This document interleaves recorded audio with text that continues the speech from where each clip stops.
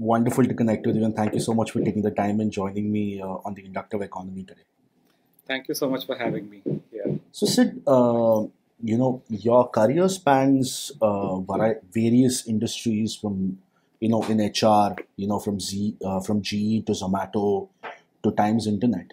Can you talk a little bit about your journey at the early days of your career as a young professional, finding your way in the world of HR, and what drew you to it in a magnetic sense? So I happened to get into HR accidentally. I did my MBA in marketing and finance, and in GE I was not in HR. I was in sales, Mm-hmm. and I was actually the area sales manager for car leasing in Delhi. Okay. Their car leasing business, which was one of their only B2B businesses at that time. That is GE Consumer Finance. Hmm. And I happened to have a friend in Hewitt, which is now called Aon, who used to harp about the fact that consulting is awesome, consulting is great.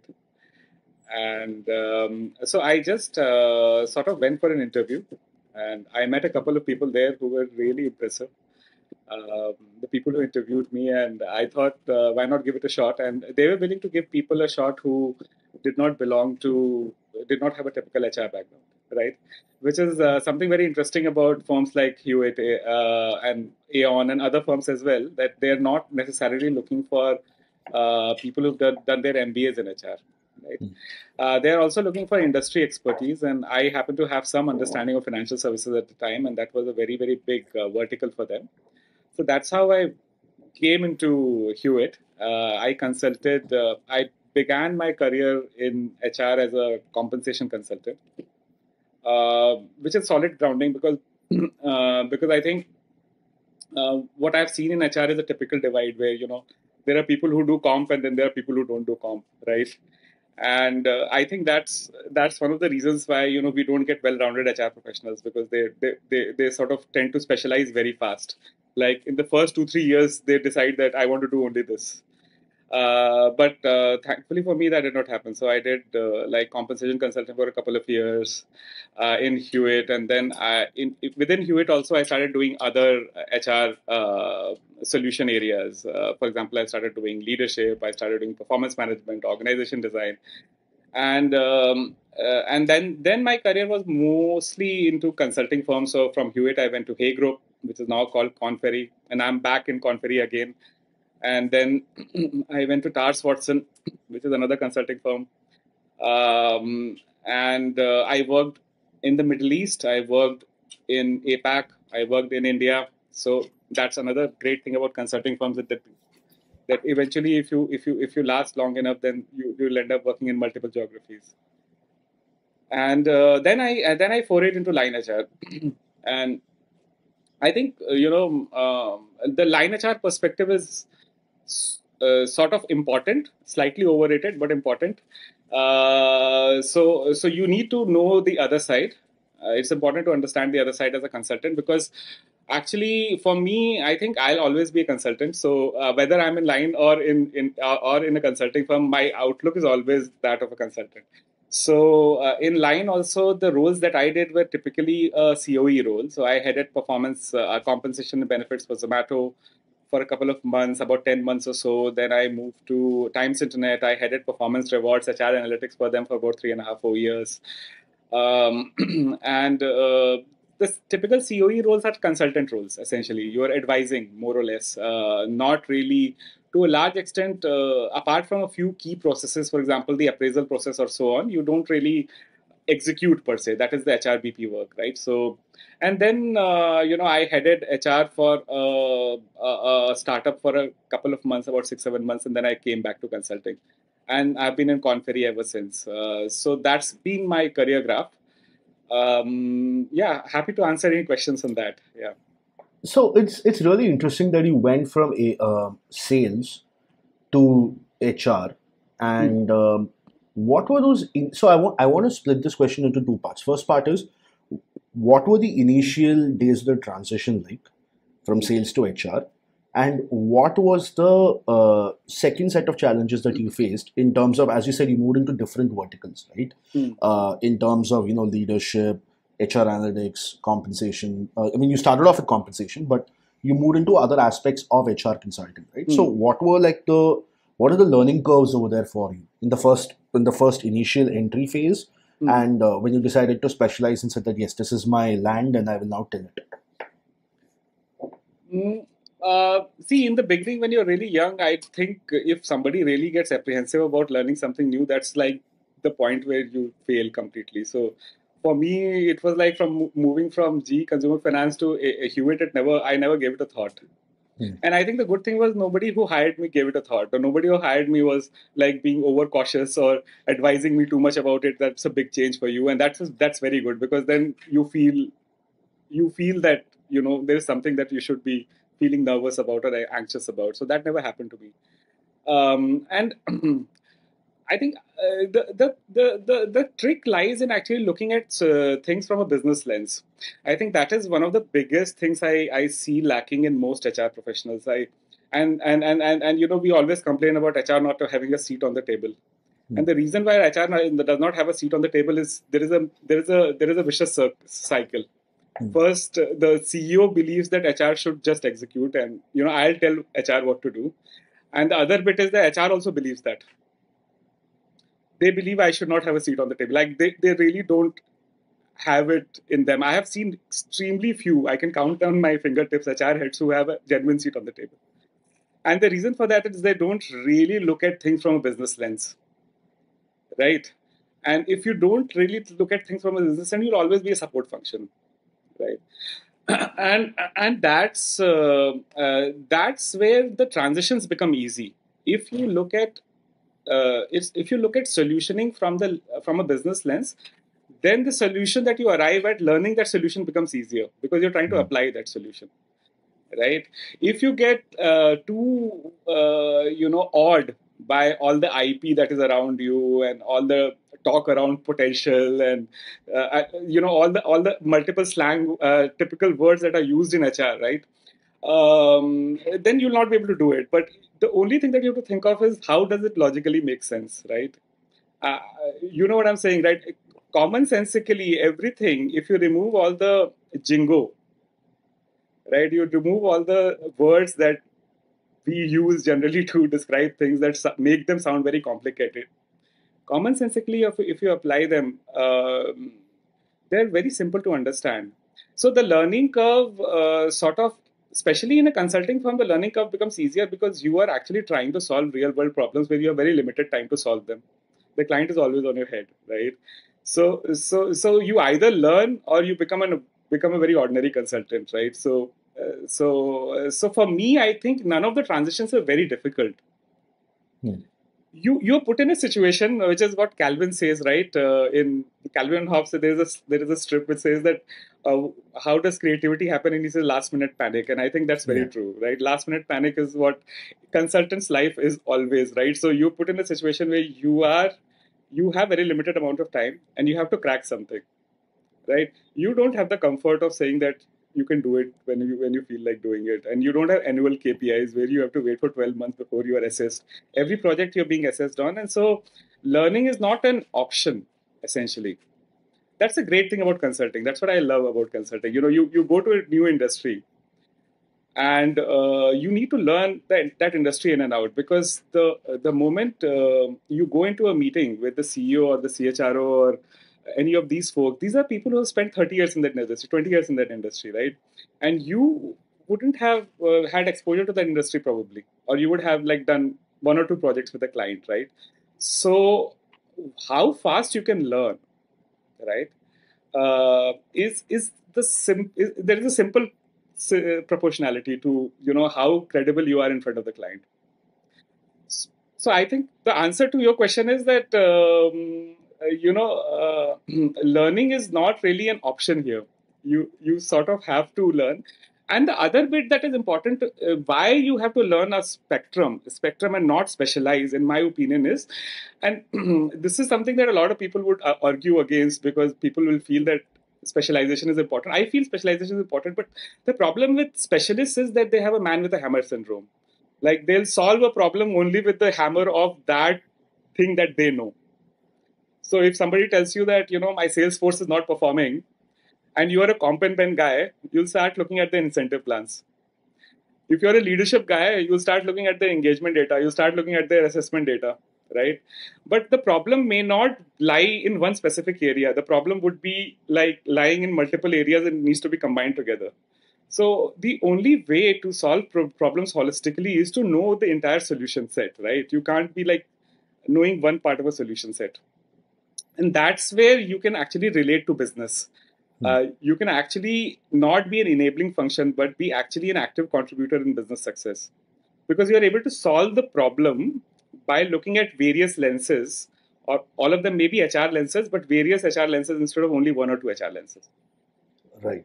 There's an interesting thing that you said earlier, which is that beneath all the jargon, beneath all the lingo, is a simple business outcome that needs to be met. Yeah. So I want to dig into this a little deeper, the first half and not the second half. Because I think that we are very interestingly at a time where there is a lot of jargon being used. There is a lot of highfalutin terms being used, right? And many people seem to be attracted to the usage of such terms quite naturally or unnaturally. I'm not sure. You should probably, you can probably help me out with that. But in your opinion, what is it that makes people really addicted to jargon? And what is the cost of it if you confront that problem? Let's say with a colleague, right? You're with a colleague and they start using certain terms. And how will that conversation go if you tell them, yeah, don't tell me all this. Talk to me in English. Like there's that famous scene in, I don't know, there's a Jeremy Irons and Kevin Spacey movie, right? About the 2008 financial crisis. And Jeremy Irons has a great dialogue where he tells an analyst from the bank, talk to me like a 3-year-old or a golden retriever. Right. So can you just talk to me a little about, why this predisposition exists and how do you confront it to get people to think simpler and in more clear terms? Predisposition exists, I think because some kind of insecurity, some kind of an inferiority complex, and we need to sort of put on an entire wall of jargons to hide behind it a lot of times. And it's a combination, right? See, my career has been very, very varied, and in terms of I have taken a lot of risks. And I have quit to write a book. For 8-9 months, I was not working just because I wanted to finish my first novel, and then I went back. The one thing that really dissatisfies me about how things are is how how HR is treated, right? And how HR professionals also treat HR, right? And that's where I think the crux lies, right? We hide behind jargon and we hide behind such complexities because we don't feel confident enough that we'll be able to go out and solve something genuinely. Right? It's like I was recently in a meeting where somebody was trying to explain why competencies. Right? And the person went into the fact that the IP of that consulting firm is so well researched and how it has come through from research done by Harvard professors and so on and so forth, and went into that entire 3-4 minute of monologue where the answer was very, very simple. Right. And this was the CEO on the other side, right? And for him, all the things that this person was saying did not matter at all. Right? That guy has an attention span of 30 seconds, right? Right. Yeah. Right. And so the point is the answer to that question, what's in it for me? Right? And when you are not able to answer that question, you sort of tend to use all these complex jargons to sort of assume that it will sort of, in a way, make the person comfortable that there is some merit to what the person is saying and therefore it's okay. Right? I think that's why it has become so prevalent. I therefore do not sort of make. I am actually, maybe even this podcast, coming on this podcast is also very strange for me because I don't like doing that, and I don't like writing LinkedIn posts for the same logic that I do not subscribe to most of the things that are being written there, and I don't identify with it, I don't relate to it, and I don't want to also subject people to the harassment of me writing complex stuff and then they having to read it and then pretend to like it also. Absolutely, absolutely. Yeah. So here's a very so I in preparation for the meeting, I went back and I reread Patty McCord's Powerful. So where she talks about how the people function within Netflix really has a seat at the table because she again focused on a similar line of thinking that you had mentioned, which is it has to be tied to business oriented outcomes. And B, she had a boss in Reed Hastings who believed in that. And there's a long-term relationship there also. So Correct. she was with Reed at Pure Software, I think, if I'm not getting the name mistaken. Yeah. So that relationship is one part, and the understanding of outcomes is the second part, and that's where the culture deck came out. Correct. Right. So looking at India, where we have a large bunch, we have a very active and energetic demographic interested in building great things, providing great service, and you've also seen it up close and personal. What is the relationship between culture and what is a dimension in which HR can contribute to it, amplify it, and have there been cases where you've seen HR having to put out certain fires, the function having to put out certain fires because the cultures were not necessarily oriented for progress or positivity? Culture should not be HR's agenda. That's crap. Mm-hmm. Culture is CEO's agenda.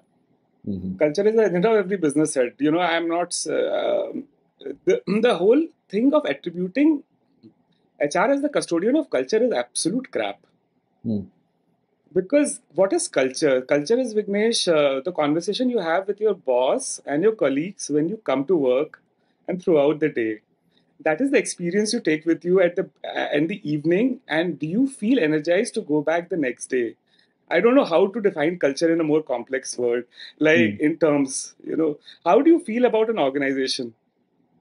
Right? Right. And you will see that there are certain nuances to it which are geographical. For example, an American company has a certain kind of culture, and you can sort of I know it's like typecasting it, but it has a certain kind of culture which is born out of what America is. And Japan has a certain kind of culture. So Japanese companies have a certain kind of culture depending on what Japanese culture is, right? But after that, right? After that, if you brought that culture dimension in, you go a little in. Who owns culture? It is the CEO's agenda.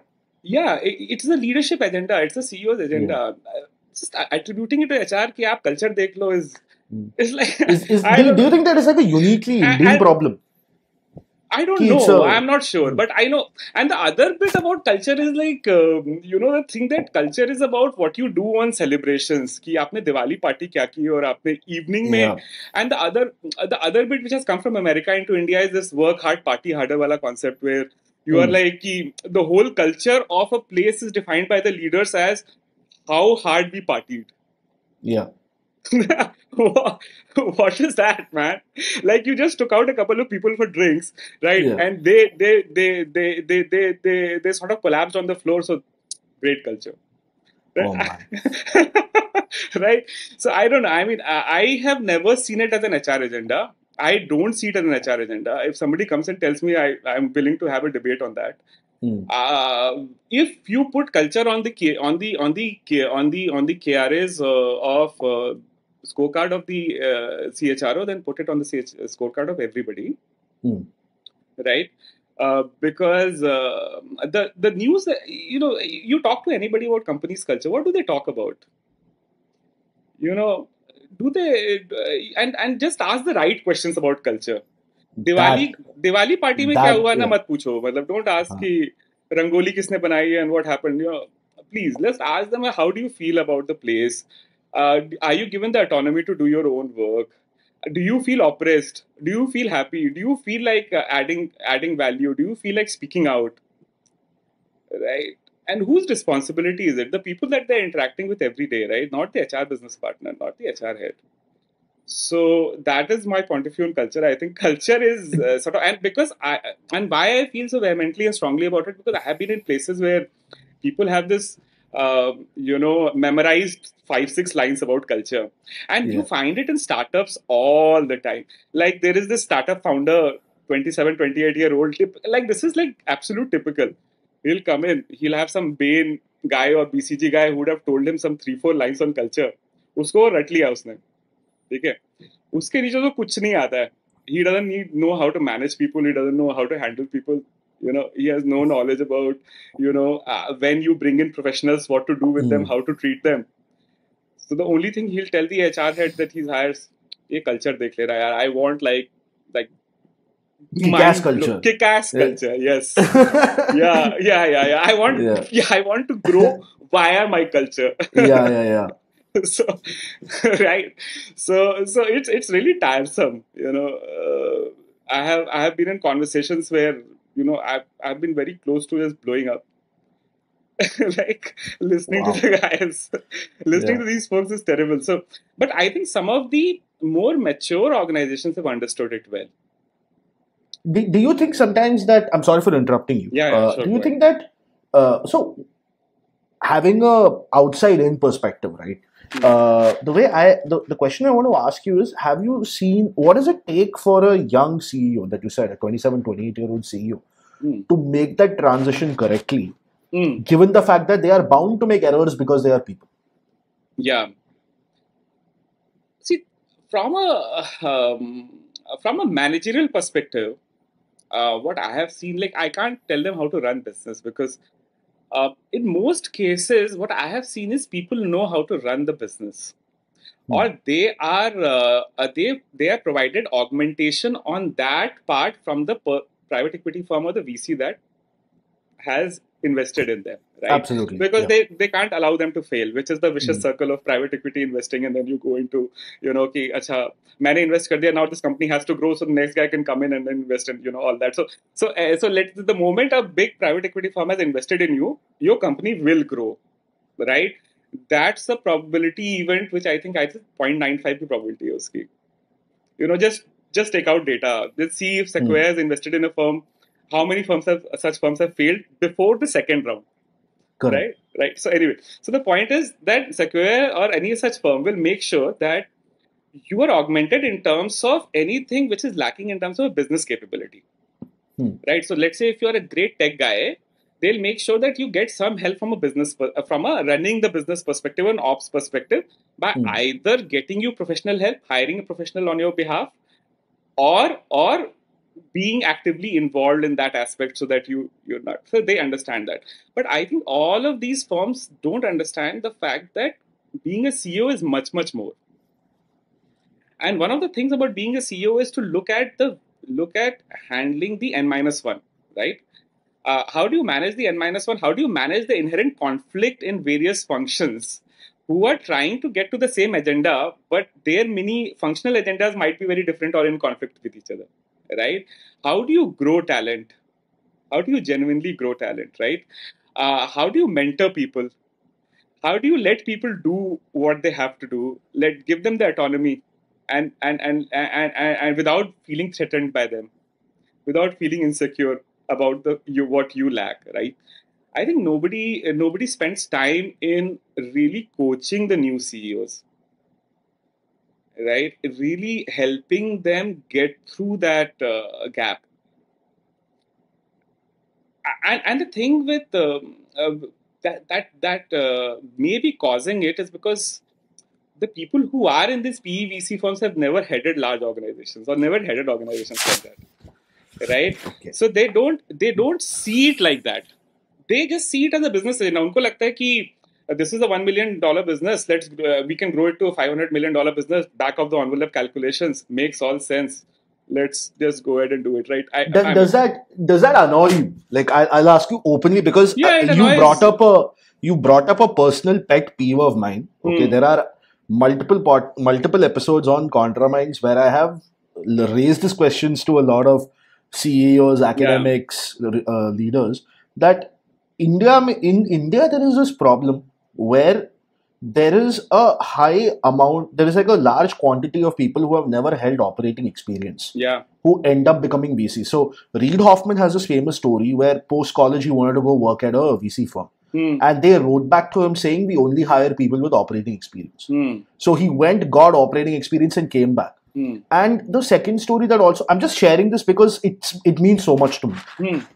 There's a talk that Vinod Khosla gave at Stanford GSP, where he says that whenever we get some kid who's come from Harvard or Stanford to work at our firm, and they start advising the founder, I ask them to go stay. I ask them to just leave the room and wait for me. And then once the meeting is done, he meets that kid and he says, "Hey, I know you're a really smart kid with your Harvard and Stanford MBA, but unless you have run a company, you have not earned the right to advise a founder." Do you think this is actually the fact that people are investing in companies, not understanding the complexity that a CEO has to deal with to get the ship moving in the right direction, actually adding harm to the likely success of a company? Yeah, I think so. I think so. The fact that you're not able to advise the CEO right is definitely adding harm. Like I can there's several companies that occur to me where there has been extremely toxic work cultures.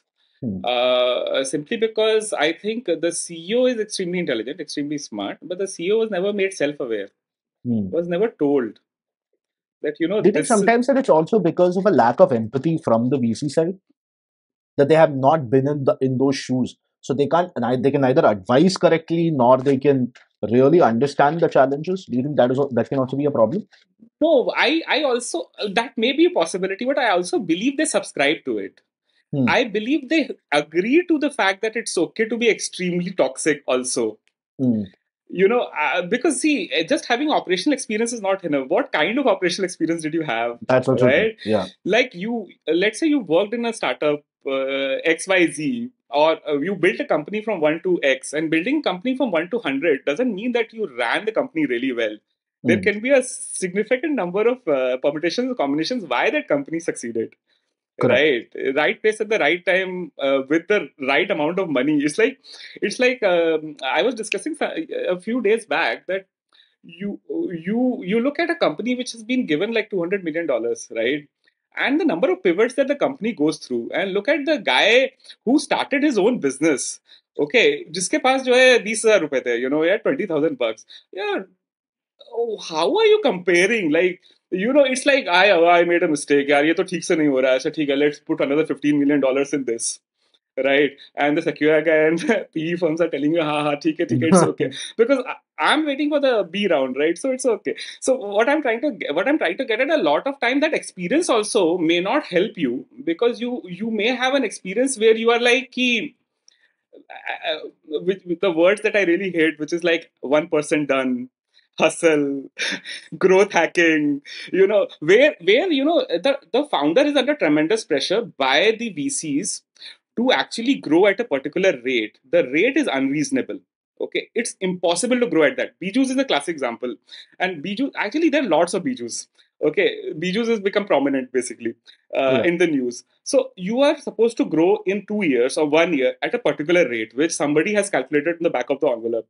Okay, without any proper understanding of what the market is all about, what your product is the product market fit or not, वो सब तो छोड़ दो, ठीक है? So because everybody is me too, ये 4 लोग आ गए, they have great pedigree. We have to invest in them, right? So basically now there is a 1 year target in terms of you have to grow at 100x or whatever it is, right? How would you learn how to run a company? You don't have time to learn to run a company. You are thinking about the next valuation round. Next valuation round is not about running the company. Go Mechanic is another example of that. Right. So the people who have operational experience, I'm not sure what kind of operational experience they have. Right. Like I would say, get somebody from Tata's to come and come and join a VC firm, right? Get somebody with 20 years of experience in a Tata or maybe or even a Reliance to run a VC firm. Let them. I'll see what kind of businesses they want to invest in. It'll be very interesting to see, right? No, I agree. I completely agree.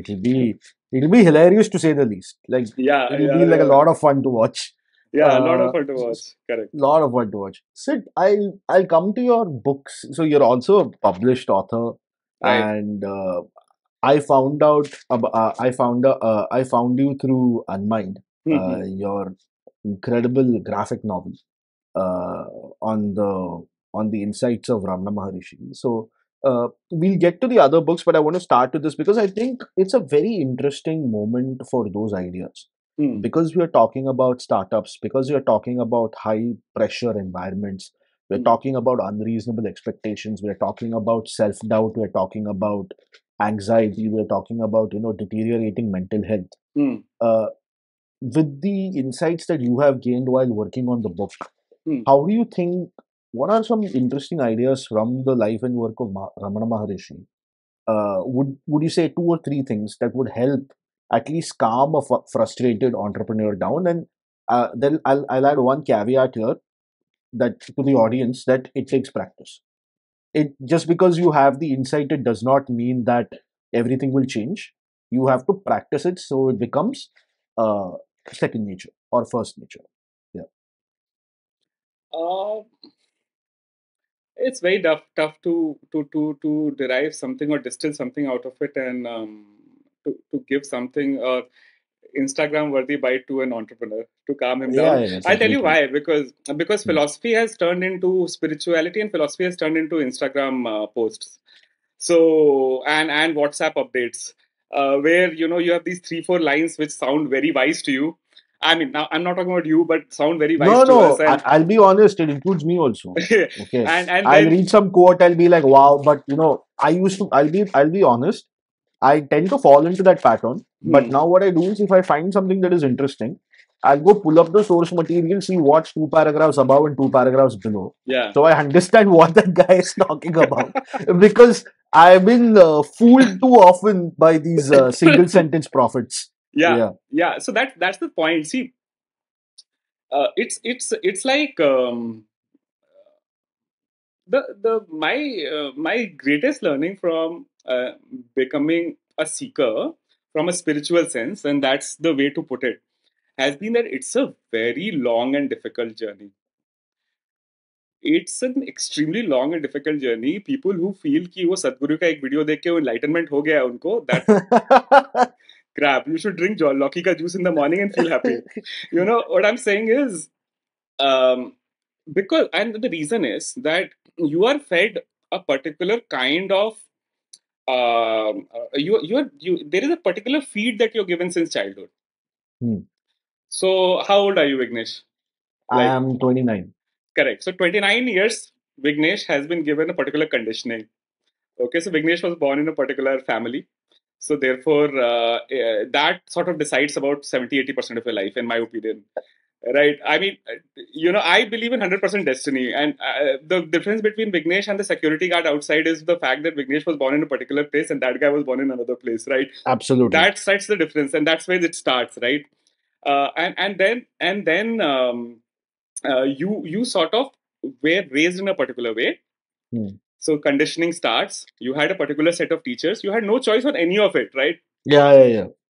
And the moment you start becoming aware and you feel that you are starting to make choices, right? They are not your choices. The point is there is a particular program that has been fed inside of you that is making the choice. You just feel you're making the choice. Right now, if I raise my hand, I feel I'm making a choice. It's not a choice. It's happening. So that is one of the biggest things about, you know, what do you derive out of the whole thing of deterministic philosophy, right? Which says that everything is sort of pre-written in Hmm. a way, right? The point here is to one is to intellectually debate about it. Do you feel that everything is pre-written and therefore everything is deterministic, so I should just sit on my bed and do nothing, right? But the point is, if you were supposed to do that, you will do that only. You will get up because you're supposed to do something in life. It's like you're a machine, right? Vignesh is like the toaster. The toaster is supposed to toast bread. That's it. Okay. So if you're supposed to toast bread, you will toast bread, right? So the way to perceive a human being is to look at a human being like a machine. The machine has been built to for a certain output, right? The machine will is built for that output. The machine will give you that output, right? And that is where genes and conditioning come in. Genes is your genetic code that you've derived from your parents and your ancestors, and conditioning is the life that you've lived, which has conditioned you, right? That makes Hmm. it together, right?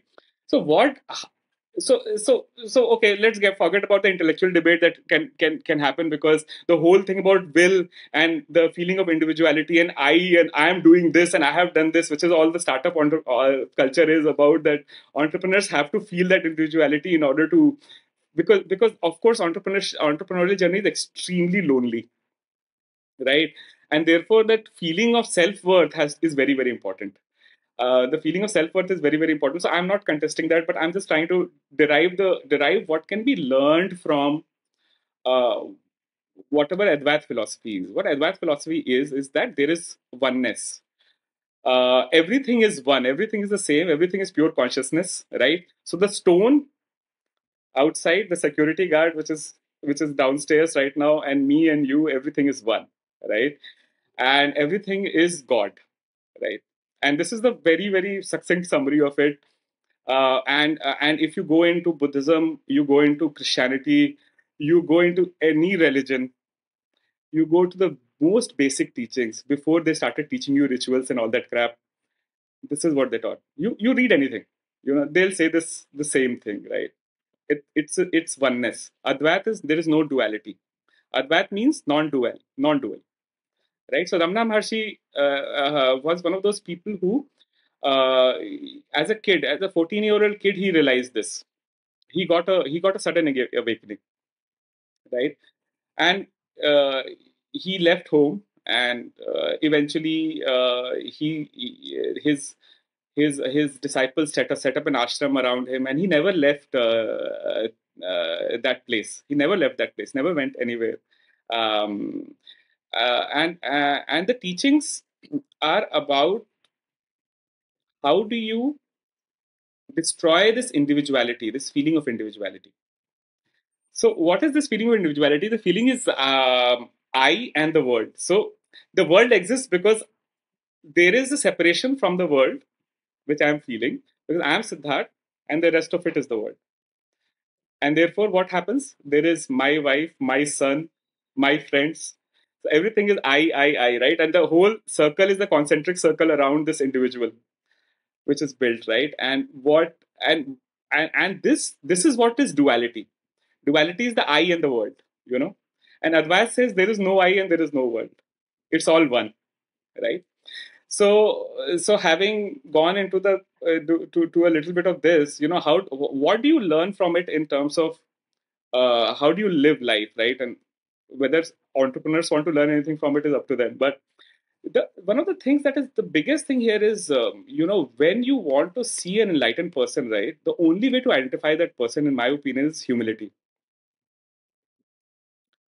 Okay, anybody who you feel has a sense of superiority, has a sense of saying we or I am better than others in some way or the other. And you'll see it in most of the modern gurus. So you watch the YouTube videos and you'll see it. Like within 2 minutes, you'll see it. Uh, you don't see any humility.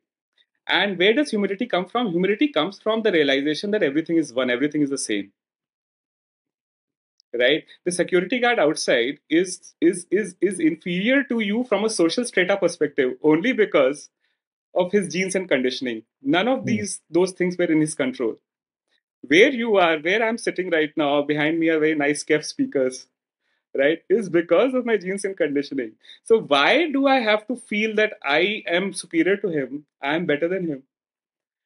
And the moment you stop having that feeling, a kind of a kind of humility descends upon you.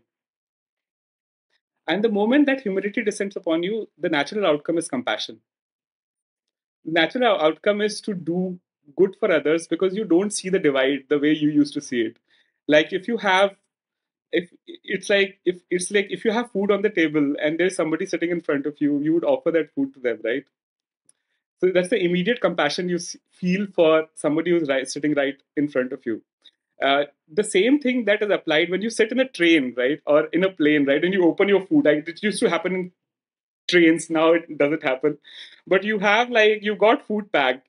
You put it on the table, you start eating. There's a guy, or there's a family sitting in front of you, right? How many people do offer it, right? First, they feel whether they should offer it or not, and So my point is, the moment you have that humility to understand that everybody is the same, it's not Hindu, Muslim, and all that crap and all that's riding over it.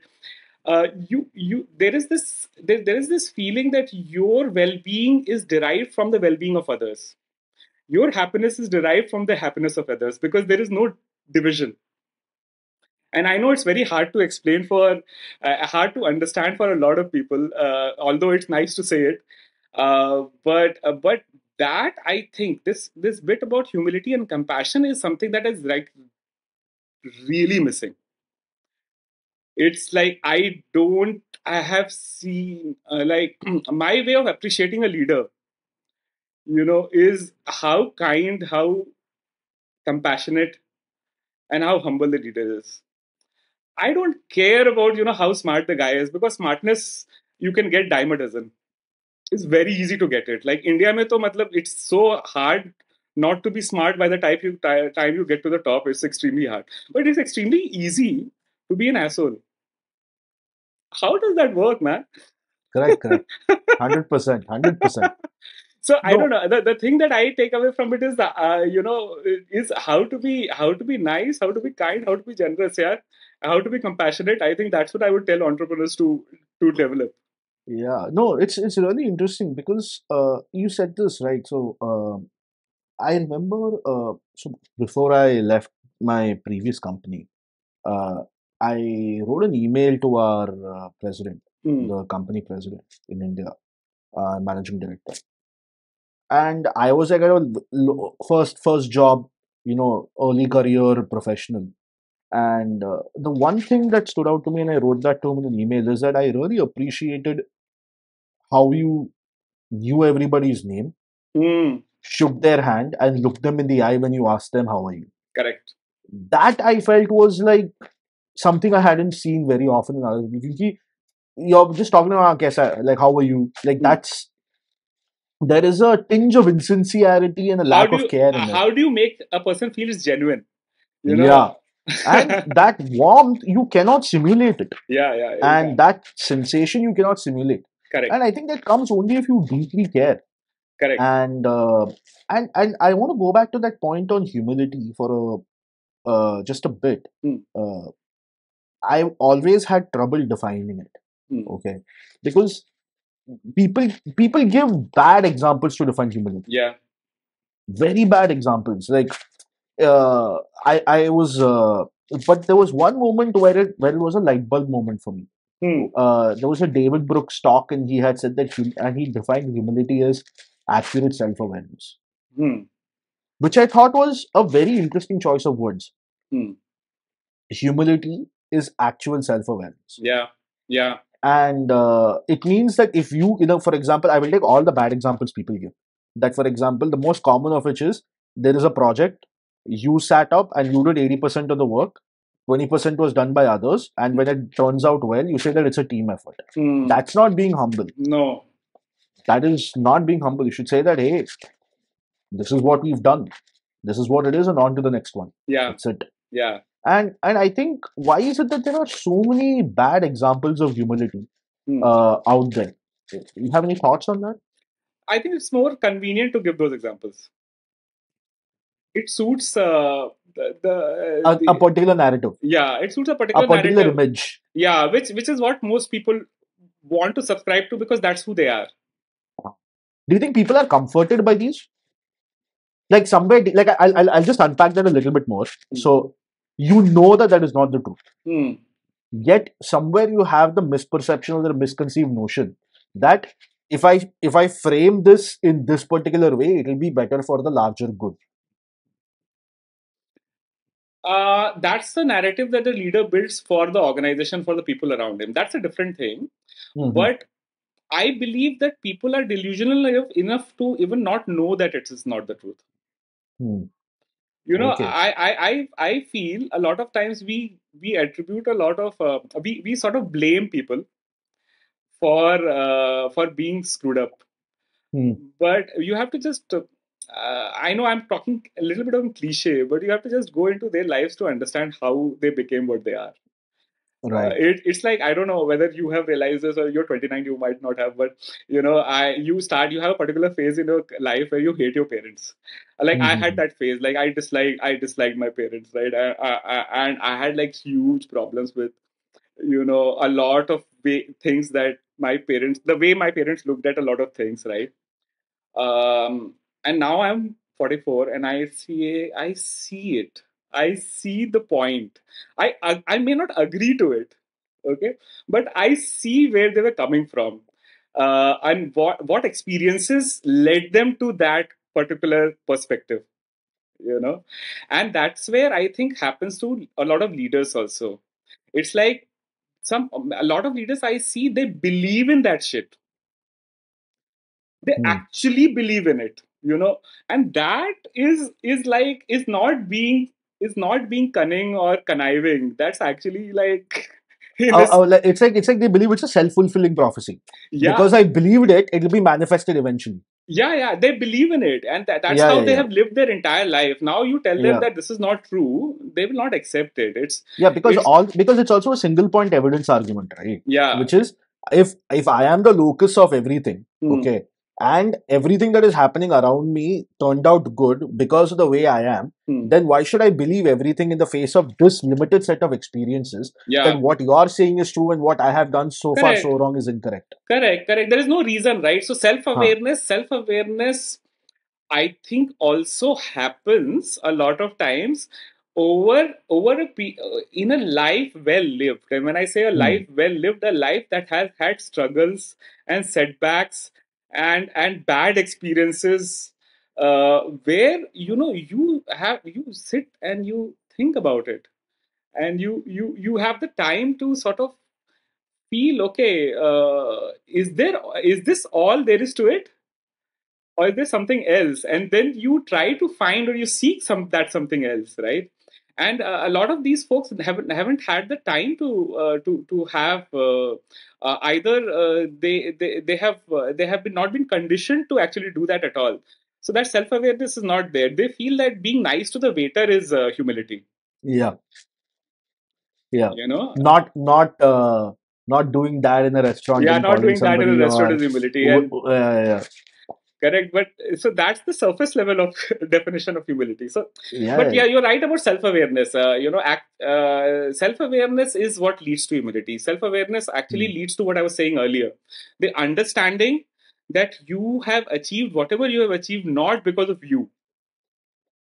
Yeah. You know, it's like Oasis said something very interesting. Mm. Lam Gallagher, who is a controversial figure and all, he said that he would not have been there if not for the Beatles, and Yeah, yeah. and it's true. It's true. And Beatles would not have been there if not for Little Richard, and Little Yeah. Richard would not have been there if not for that that guy sitting in a bar one day who started singing, and Little Richard was 7 year old and he saw him.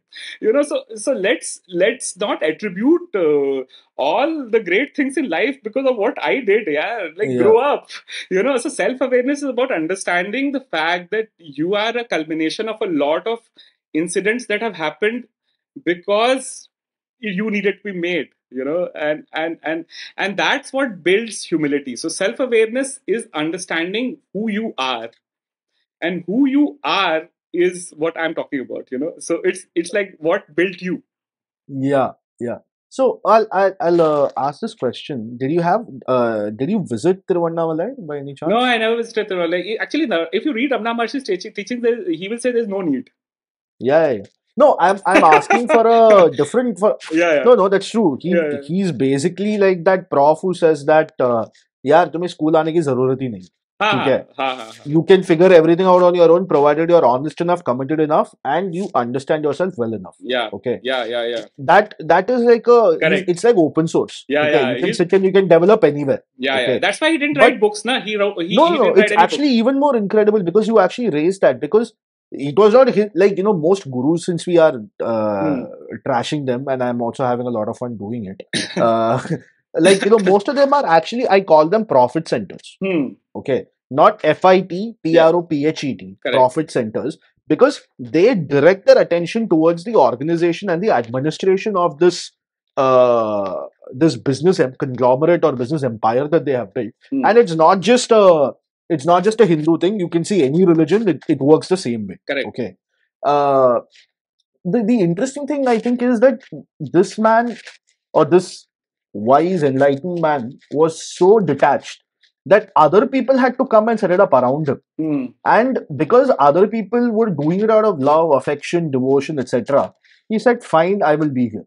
I'm sure he didn't even say that because he hardly ever spoke, right?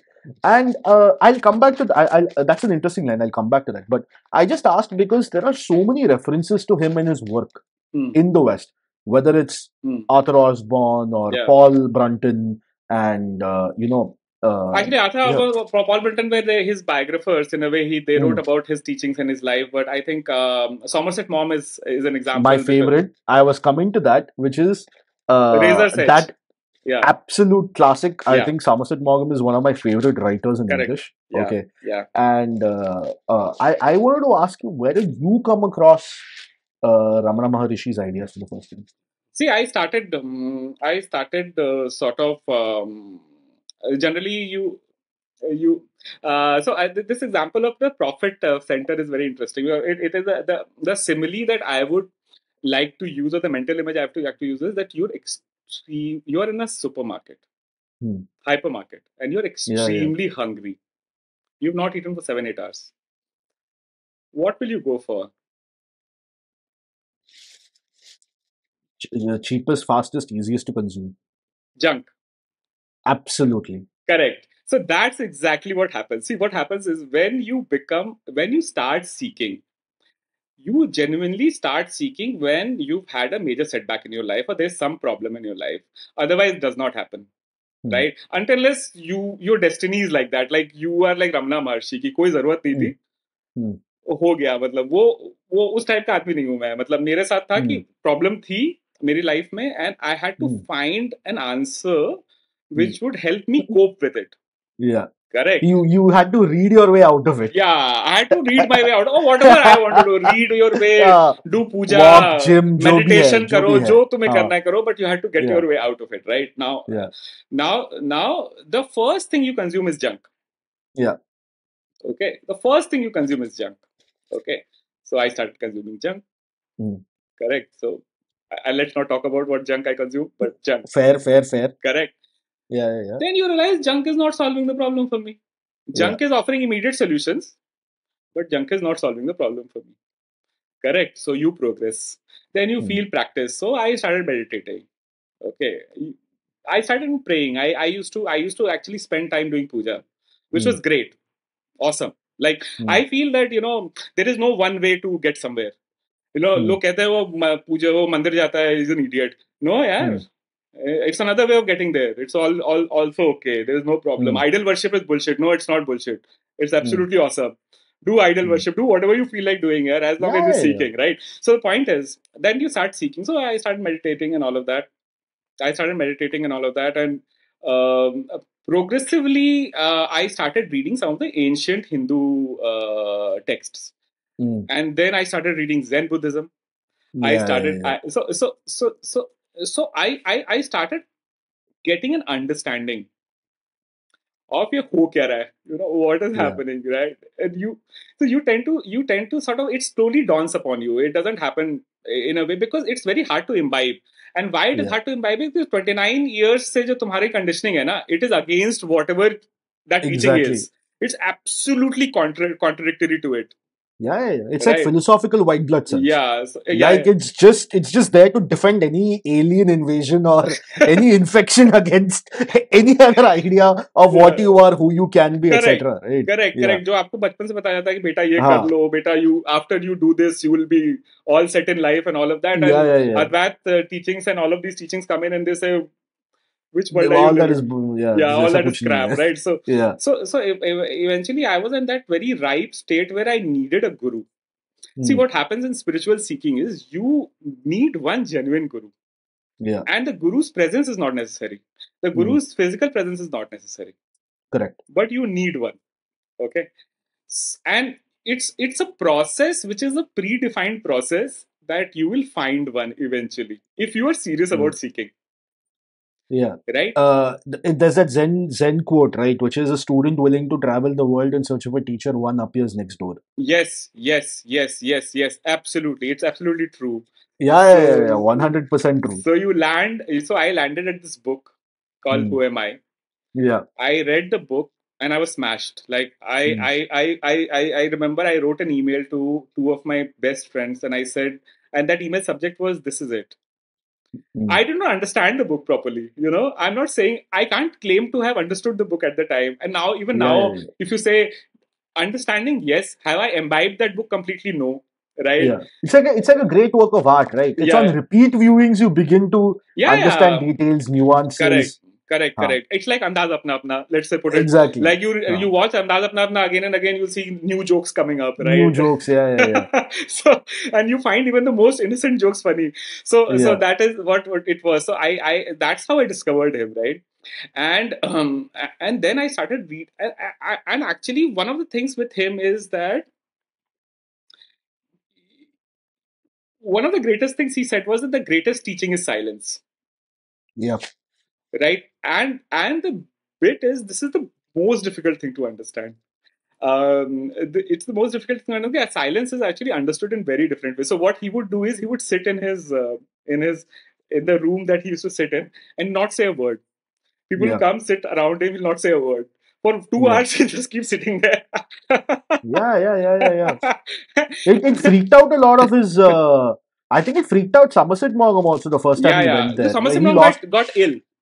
Huh. He got ill, and he came in and he took care of him, and he made Yeah. sure he was okay. But he could not stay around Yeah. because Yeah. when your mind is always in flux, the presence of such a person just is daunting, man. It's impossible to comprehend that entity. Yeah. There's discomfort with silence. Like if you Yeah, notice, like uh, silence is uncomfortable. yeah. It's like people want that chatter. People want that noise. Yes, yes, because it relates to what's happening inside of them. You know, Mm. it's like it's like that's the way they've grown up. They've grown up to have that chatter in their head. They feel that that Mm. chatter is necessary for survival. Without that chatter, they can't survive. You know? Oh man. Yeah, And yeah, and that and that chatter is basically that philosophical white blood cells yeah.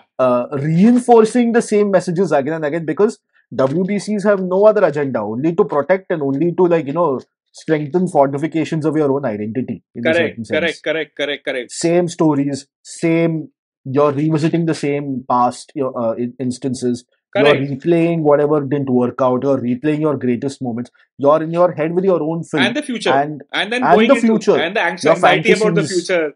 Your anxiety, fantasies, everything, yeah, right? yeah. And and I think and I think so. I think there's a very interesting parallel here personally because the two stories. First, I hope you are enjoying my little tidbits No, and no, all no. other Please go things I'm ahead. actually feeding it in. But I'm enjoying it. Go ahead. yeah. So the first part is I actually had a sort of a reverse approach into reading about spiritual traditions.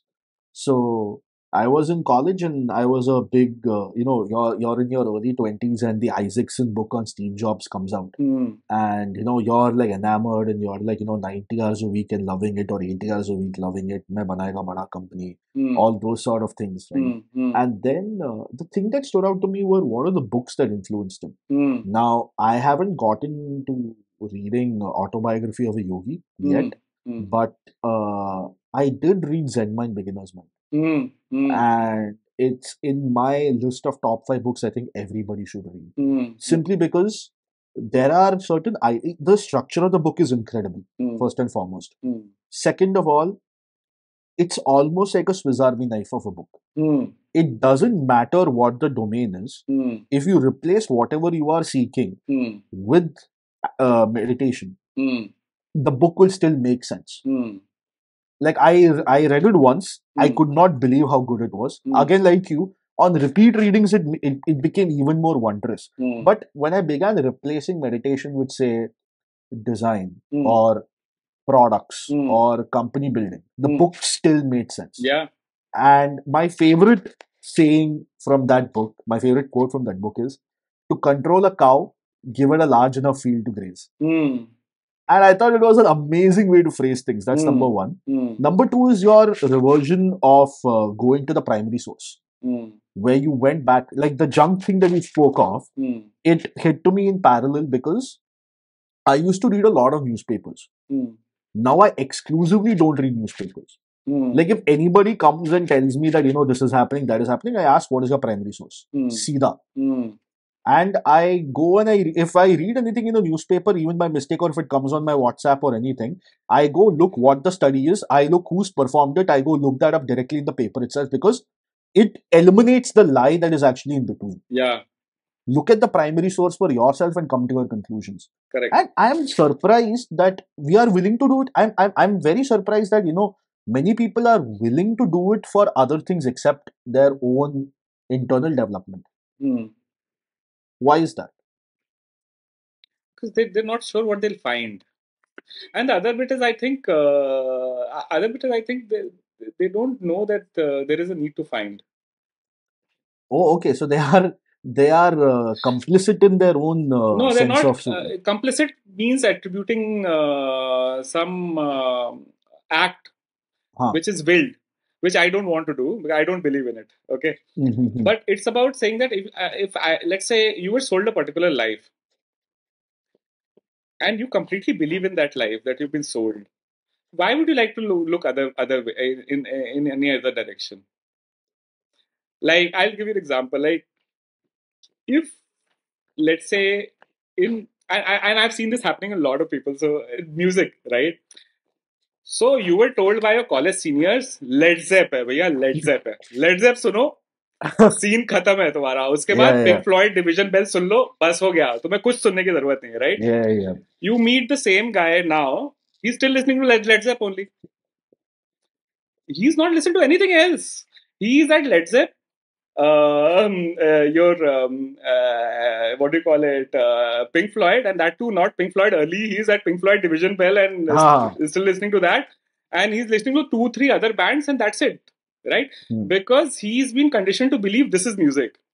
This is it. This is it. There's nowhere else to look. Yeah, right? Nothing above, nothing below. So, Led Zepp is Led Zepp. It's like a guy wanting to drive a car at only 16. And nothing else. यही करना है तुमको. So the point is, the seeker mindset is not there. Yeah. The seeker mindset is not there, and it's not needed maybe. Right. So the thing is, what happens is there an impetus for the seeker mindset? Right. Either it's there already, or there is an impetus for it. There can be only two possibilities. So there are people who are natural seekers. Like, if you tell me today that I have to buy a neck pillow, right? I'll go and I'll research neck pillows to death. Right? That is how I am. Like, I will find out every possible neck pillow. What do these neck pillows do? Why they do it? What is the best neck pillow for me? I will figure it out. Then I'll buy it. Right? So like, if I get into coffee, I got into coffee recently about an year and a half back. Right? Now, I don't want to get into coffee like the way people get into coffee, that they enjoy drinking coffee. I want to get into coffee. Right? Yeah. I want to understand where it came from. How, at what texture do you grind it for what machine? I want to get into. Where are the seeds from? Where are the beans from? How is it roasted? Yeah, with the outcome, for me, the outcome is to make the perfect cup of coffee for myself. Okay, perfect. Right? That is the outcome that I'm seeking, and for that, I'll seek out all information possible. Right? So for me, so that seeker mindset, when it's missing, right, then you believe in a particular narrative because that is convenient. And then you don't want to look out, right? You don't want to look at anything alternate, and it's okay, right? It works.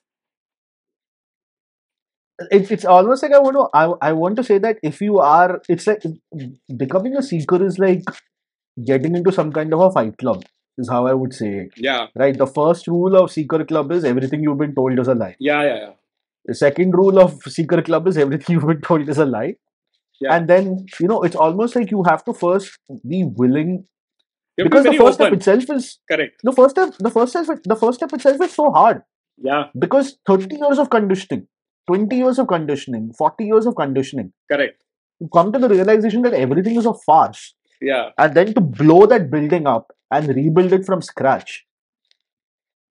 It's difficult. It's very difficult. One thing I want to add here, I'm sorry to... No, please. Is I think people don't read enough. So what happens is very simple. Like you have these people who have distilled their a particular point in their lives, or their particular whatever insights they have, right, into a book, right? And the thing with is, why am I able to talk like this, in terms of saying, and you are able to talk like this, is if you look back and see who has influenced you, right? It will be a lot of people that you've never met or known, because these Yeah, yeah. people either put out a great album, right? And I give equal importance to movies, and music and books, because I feel that you cannot be limited to a media and say ki books are awesome and everything else Yeah, is yeah, yeah. crap. That's not true. I think listening to a great Paul McCartney album is as good as reading any book, and I'll stand by it. So what I'm getting at is that exposure is not there, right? So the only narrative that you have with this is the narrative that society is feeding you now. Mm. What is the narrative? You've not read Catcher in the Rye, so there is no way of you understanding what teenage angst is like. So Correct. will you feel teenage angst? No, you feel teenage angst, you will ignore it, because you'll Ah, feel, no, this is not how I should feel. I ah. should be studying for my 10th exam. Yeah, I don't care. No, no. If the other way you said it is equally true. You don't need to necessarily read Catcher in the Rye to understand teenage angst. I can go listen to Green Day. Yes, you can I go and listen to Green Day. the Absolutely. fact that I said Green Day ages me very greatly. Okay, I said Pink but Floyd, man. I said Led yeah, Zeppelin. no. But Pink Floyd is comparatively timeless. So Green Day is No, not no. there Green yet. Day is timeless too. It's okay. Oh, okay. ठीक है. That's actually interesting. So, what are the albums that you go? Okay, are you a full album guy or are Full you album guy. a? Full album guy. Acha. Full album guy, man. Yeah, hardcore full album guy. Because see, the artist has thought of something, right? He's Yeah. not the artist has not thought making a best of compilation, right? Yeah. Because that band who's thought of making a best of compilation, I'm not going to listen to. Sorry. Correct. Yeah. I want the what's, I want the mistakes, I want the fuck ups in that album. Dude, since you're a Pink Floyd guy, did No, you I'm not listen? a Did Pink you? Floyd guy. I'm not a Pink Floyd guy. No, but No, you no. must have heard some Pink I Floyd, have heard a right? lot of Pink Floyd. My favorite album is Atom Heart Mother. Ah, okay. Yeah. Okay. I've heard a Did lot you of have it. a? Yeah. Did you have a? Did you have a chance to listen to Alan Parsons' project? Yeah, I heard Alan Parsons' project as well. Oh, Yes. dude, I heard Alan Parsons and I was like, that was my this is it moment. Okay, because I heard Alan Parsons and I Yeah. was like, this guy's CV is incredible. Yeah. Okay. And then he puts out an album, and I don't listen to Alan Parsons all the time. Yeah. Okay. Yeah. My Yeah. Alan Parsons trips are like, once in every 3 years. Yeah. Okay. Yeah. Or once in every 5 years. Correct. But I always go back to it for the sonic quality of those albums. Correct. They sound timeless. Yeah. They sound like they were recorded like, last year or last week or something. Correct. Which brings me to another question. Do you consume any music that was made in the last 5 years? Last 5 years. Okay. Bollywood is out. Last 30 years of Bollywood is out, except maybe 1942, A Love Story. So that's about it. Bollywood dismissed. So, Bollywood dismissed. Okay. Sorry, yeah. I might sound vain and shit, but I don't think Indian music. It's what works for you, man. It's what you don't care. And the other bit I was talking to somebody about is that I don't relate to it, and maybe I don't relate to it because my first heartbreak I listened to Beatles for Sale. And I said, ki, bhai, Not a Second Time is the greatest song ever written, right? So, because it was about, Not a Second Time is a George Harrison song in which he says that, it's about the fact that the girl broke his heart and now she's sending him feelers again. Yeah. And he says not a second time, Yeah. And I had gone through that in school. It's basically a self-care song. Yeah, self-care song. George Harrison songs were all self-care songs. Completely self-care. Yeah, I need mine, not a second time. So anyway, so in music in the last 5 years, very good question. No, man. Because I think the problem is इसका एक और issue है. इसका issue है ना कि discovery का problem है. I believe that there is great music being done. For example, there are few bands that I really like which are recent, but they are still ancient from the perspective of saying last 5 years. Like for example, Spoon is a band which is lovely. It's a great band. Galaxy 500, which is now disbanded. So, but maybe it's about discovery, right? And the point is that I feel is there enough that has been discovered from what has happened in 70s and 80s I keep discovering new artists that I feel like that song, like तुम मुझे क्यों नहीं मिले पहले, वाला गाना है ना शाहरुख खान का, इसी बात पे मैं something, right? I recently discovered this guy called John Prine. Okay, he's like a semi-country rock artist. 1970s. He died of coronavirus in about in 2021, and I was blown, man. Like this guy is so good. And मैंने उसके पहले 3 albums सुने हैं. उसका पहला album, his first album was released in 73 and it's post Vietnam War. And the first debut album is so pessimistic. Yeah. Like this guy is 25 and he's already like done with life. And then you see the life journey. You go to the next album, you see sparks of hope coming up. Like this guy has now got somebody to love. So things have got. So that's why I like albums, because albums are a slice of a person's life in a way. Yeah. You get an insight on that person's life. What's going on in his life. So again, I'll put you in the spot. Top 5 albums of yours, not all time. Top 5 albums that mean the most to you. Top 5 albums that mean the most to me. Yeah, Beatles White Album, because more Beatles is good Beatles. So Beatles White Album is like amazing. So that is one. I would say what I really related to, right? I mean, the albums which saved me. I think that would be the better way of putting it. Perfect. That's the perfect way to put it, actually. Band on the Run by Paul McCartney. Again, I know I'm still talking Beatles. In fact, it's very hard to go outside the Beatles. Plastic Ono Band by John Lennon, which is the first album he released after Beatles disbanded. Primal Scream album, absolutely beautiful album. So 3 Beatles album ho gaye, Beatles bandmates ke album. So I have to give credit to others. But Kings. Again, I'm staying at 60s. Kings, I'm getting that. Yeah. Kings is mind blowing, yeah.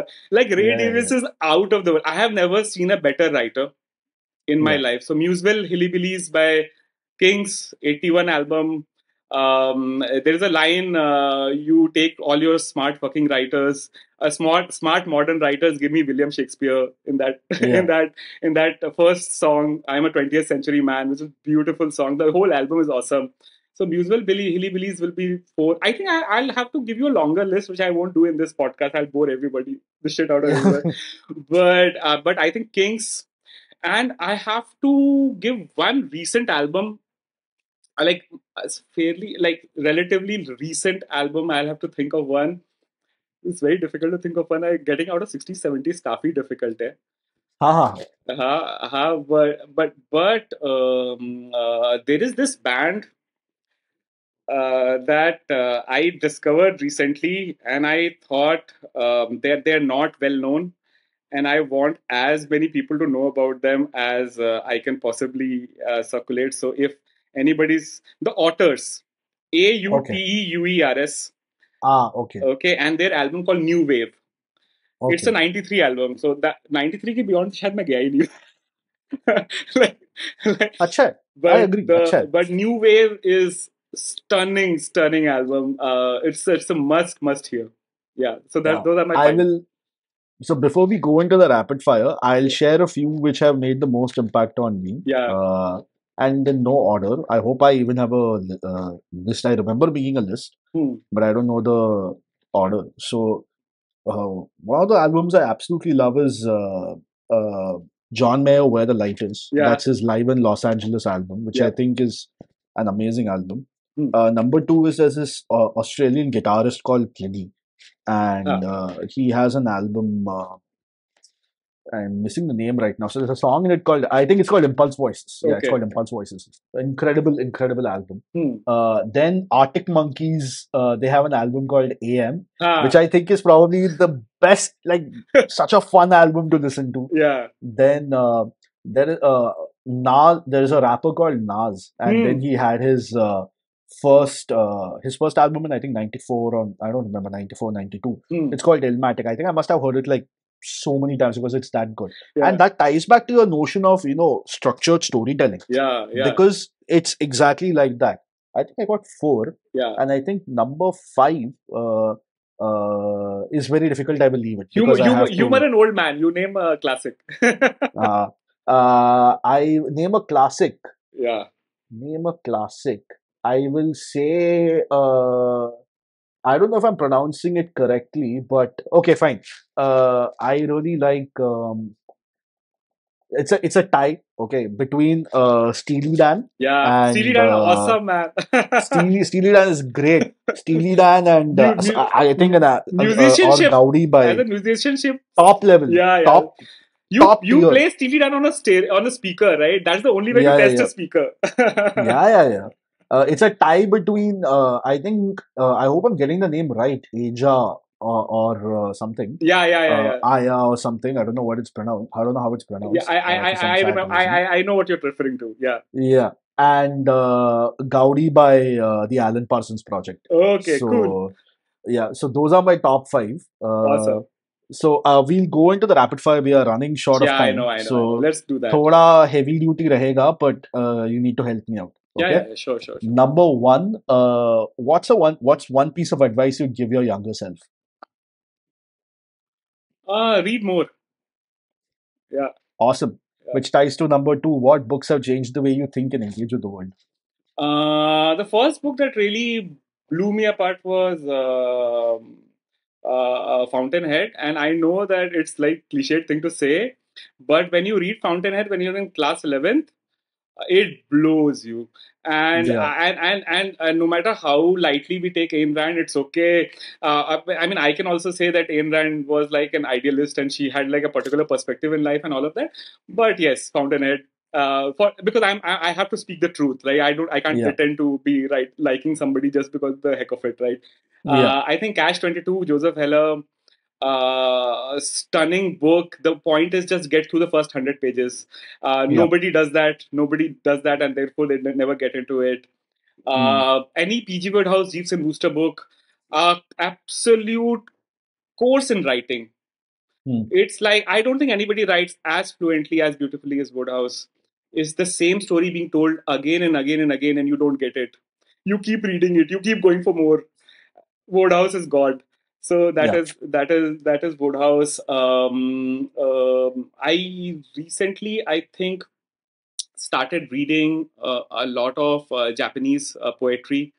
There is a book of Japanese poet. There is a book of a collection of Japanese poetry which has been like going from the last 16th century, from the 16th century, and has come till now.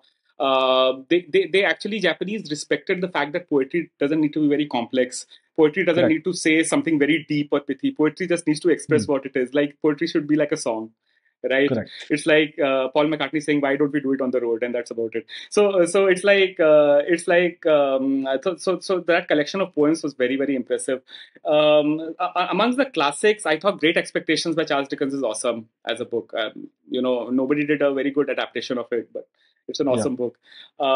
Catcher in the Rye, J.D. Salinger's short stories also great for to learn writing. Also, in fact, apart from the fact that they're also good. Relatable. See, the problem is you pick books which actually resonate with you, and what has resonated with me has been some kind of a rebellion against how things are. And if you see the pattern, you'll always find the music I pick, the movies I pick, or the books I pick resonating with that, right? So these are the books that I really like. Or in for example, Shakespeare. I happen to be in ICSE, and that the greatest thing about ICSE is that they force you to read Shakespeare. That's so awesome, man. I am telling you the greatest thing. It's a life changer. It's a game changer. Correct. I studied Julius Caesar. Same. And dude, awesomest. Julius Caesar is so good, and so Julius Caesar is also one of my favorite books. In fact, it's because of ICSE I found out about Somerset Maugham and I began reading even more and more. Like Somerset Maugham, Razor's Edge, right? Yeah. Was like when I read it in college, I didn't know it's influenced by Ramana, Maharishi and all, but I used to carry that book everywhere with me for about a week after reading it also. Nice. So awesome. My next question is, what annoys me about other people that I sometimes do myself? What annoys me about other people? I don't listen to others at times. So I'm actually, I think I'm a bad listener, but I'm not aware of it. Okay, nice. What's your go-to method for overcoming procrastination or writer's block? go-to method to overcome. I don't overcome procrastination, writer's block. I don't think that that is a concept that exists for me, because I think writing or creative process, creative process is something that again is an extremely mysterious process. Okay, you don't know where it's coming from, and in fact, I've realized this. It's my own personal experience that when I was writing my first novel, I didn't know how to end it. I went into the washroom. I was staring at myself in the mirror, and I got the end. And if you say that it is me who wrote the end, I don't believe it, man. Don't convince me of that, right? So and the great, and of course, I'm not comparing myself with it, but with any of them. But if you say that the greatest musicians will be humble enough to agree that the tune did not come to them on their own. Or, right? This is Stairway to Heaven. No, this is, if you've seen the Get Back documentary. Have you seen the Get Back documentary? He composes Get Back. Okay, you have to watch it, because that Peter Jackson has redeemed himself after making Lord of the Rings by making Get Back documentary. Okay. So you're anti Lord of the Rings? No, I'm not anti Lord of the Rings, but I found it a little boring. Okay. But that's my view. Like, I found all of these trilogies a little boring, like including Star Wars after a point. Because it's making a very simple point, but it's like taking a lot of time to make that point. So, so what I'm trying to get at is that so where does it originate from? Is very. What was the question again? What is your go-to method for overcoming? There is no go-to method. You just tend to make a lot of notes and keep making notes, right? So I feel that a book gets made only when a notebook gets filled. So first you have to fill up a notebook with notes, right? And half of those notes you'll discard eventually because they are bad ideas. But you have to keep making those notes. And once you've made enough number of notes, you fill the notebook, you're so invested in the process of what we call skin in the game. Correct. Right? I like that word for one, right? Yeah, the skin in the game has to be created. The moment you've created the skin in the game, right? There is no procrastination, yaar. Kaun sa procrastination? Understood. If you could time travel to any era in history for a week, where and when would you go and why? Stephen Hawking has proved that time travel to the past is not possible, but...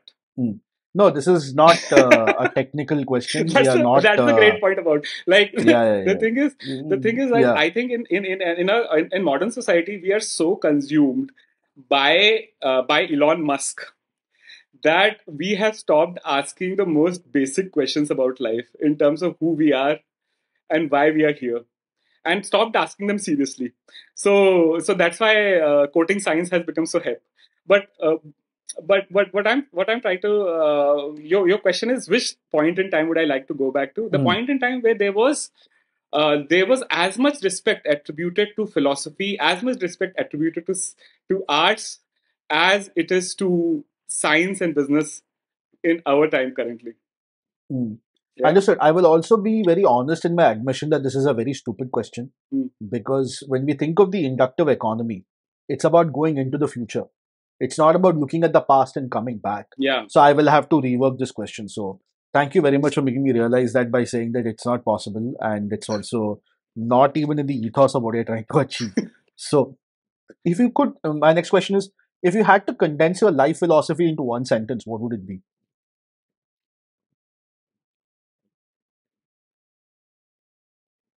Be humble, be kind.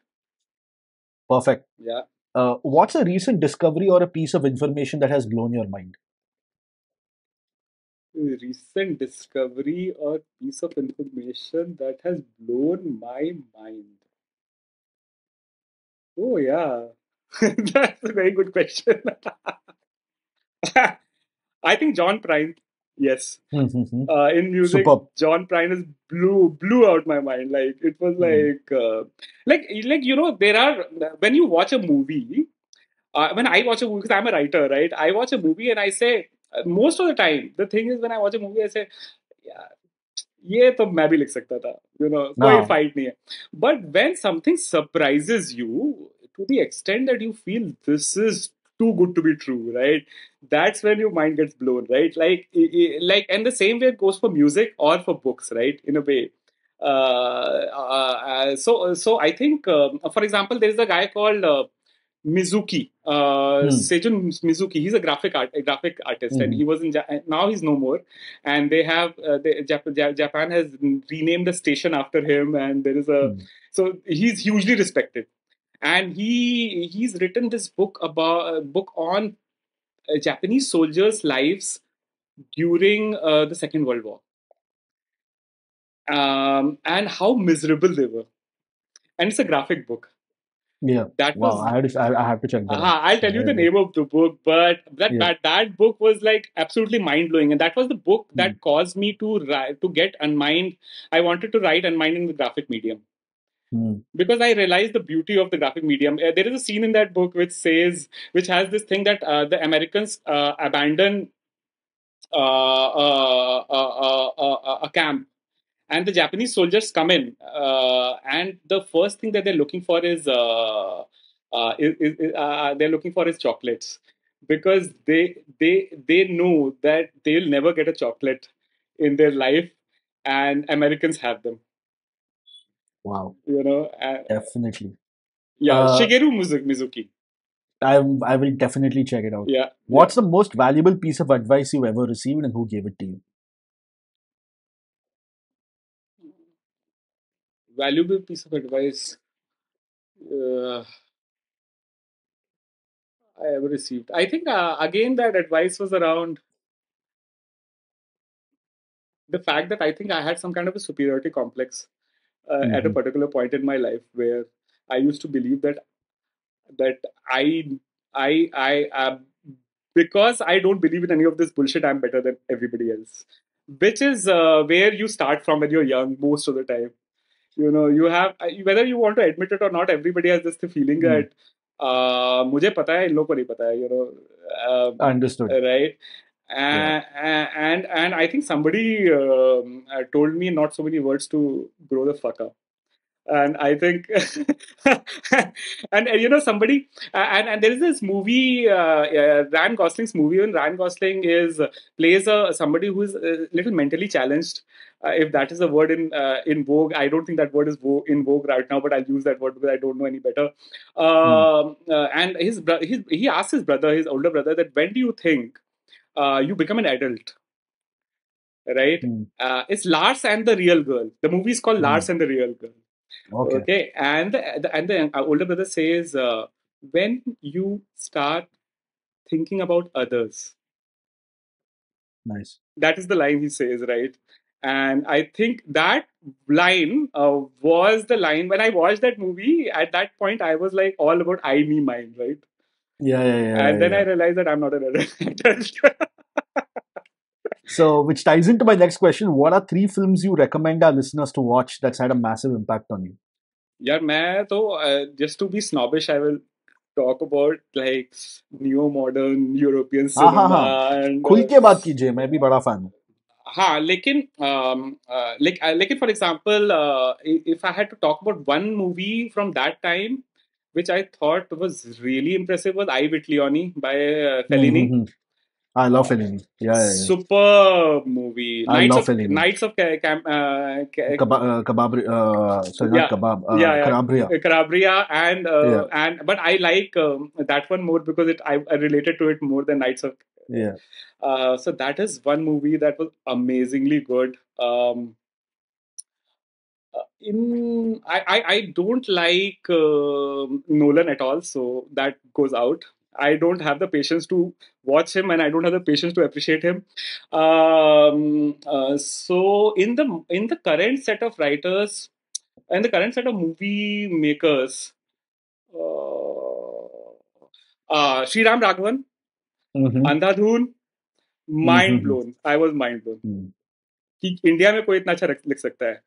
Because I have given up on most of them. So that is one guy. And Sriram Raghavan, any movie. In fact, I have not watched Agent Vinod, so I can't comment on it. But even Johnny Gadar was awesome. Very, very well written. Then there has to be one more. I have to name 3 movies, right? Yeah. So I think American movie तो कोई तो नाम लेना चाहिए मुझे यार. ऐसा तो हो नहीं सकता कि American movie का नाम ले लूँ मैं.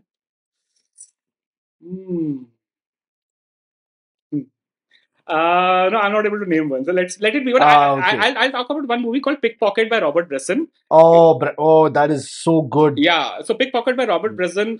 Bresson is a movie that shows to you that storytelling is not about acting. Storytelling is not about how you set the scene.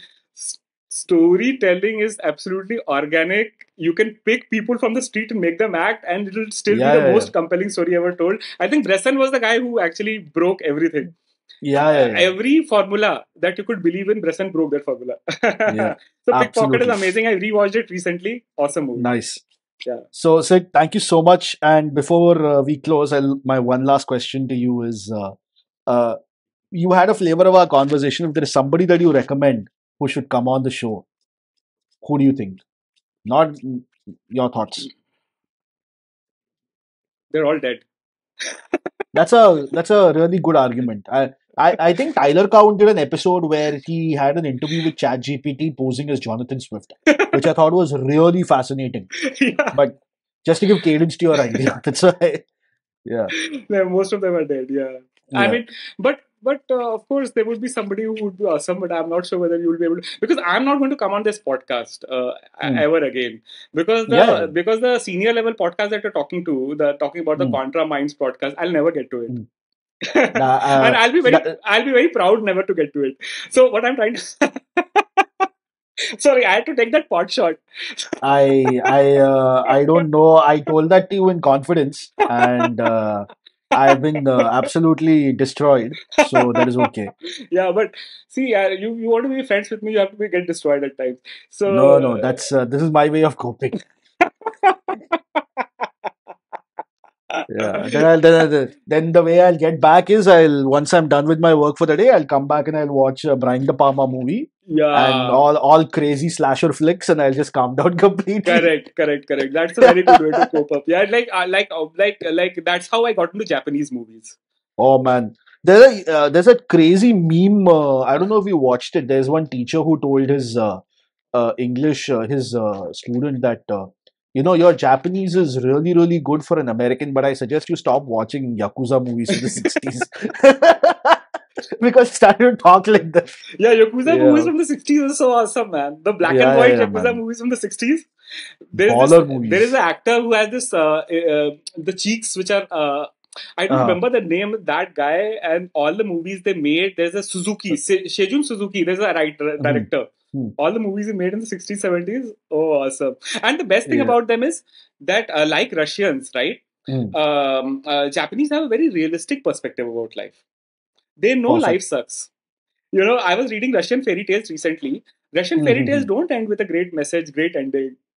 You mhm. know, they're very objective and practical. They are not trying to sell you a dream. They are not trying to sell Yeah. you an American dream or whatever. They're saying life sucks. It's okay. बहुत सही है बहुत सही है I agree ठीक है Ah, I agree with your point and if anybody does come to your mind I'll please do let you let know. me know Yes. who is alive please okay Ah, sit up. जिंदा होना चाहिए like only then it will work otherwise it won't work anyway Sid, thank you so much for your time I really appreciate it it's been an incredible experience for me so Yep. I hope you had a Same here. great time I had a talking great time talking to you. so thank you so much Thank you for giving me the space to talk to you the way I wanted to talk to you. Because I think this conversation went in a very different tangent. Hmm. So I'm not sure how happy other people in your team will be, but I hope. That's okay. That's okay. If Yeah. they have learned anything from this podcast, it is that the fact that we are happy, they should be happy. So so I'll end it at that. Yeah, Thanks so yeah. much, Sid.